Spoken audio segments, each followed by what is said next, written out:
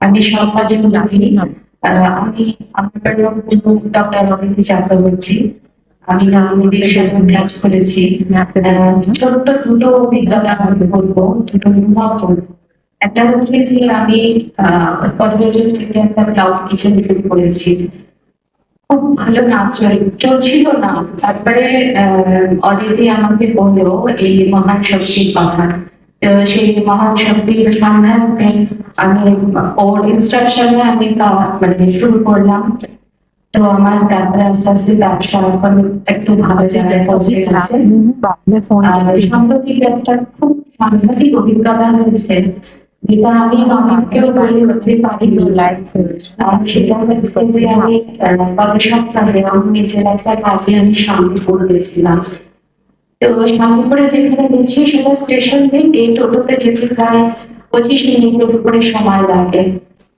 তো গেছি কাজ করেছি, এবারে ট্রেনের সময় অনুযায়ী আমি ওখান থেকে যখন বেরিয়েছি তখন 4:45 বাজছে, আমার ট্রেনটা 5:10।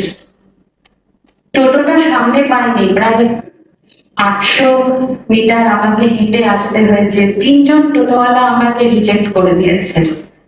तो আমি তো परमजी के डाकची, ये परमजी मुझ पर कृपा कीजिए, मुझे ये ट्रेन पकड़नी है, जैसे भी करके आप मुझे ट्रेन पकड़ के दीजिए, आप मेरे साथ रहिए परमजी।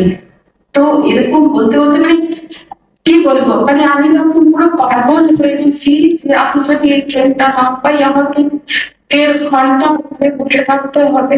তো আমি গিয়ে পরে বললাম, দাদা আপনারা তো যাবেন, একটু আমাকে স্টেশনে পৌঁছাবেন। তো হচ্ছে যে দিদি এটা ইম্পসিবল, কি করে হবে, এখন অলরেডি 5টা বাজতে 8 মিনিট বাকি, 5:10 আপনার ট্রেন, অনেক নাচছে।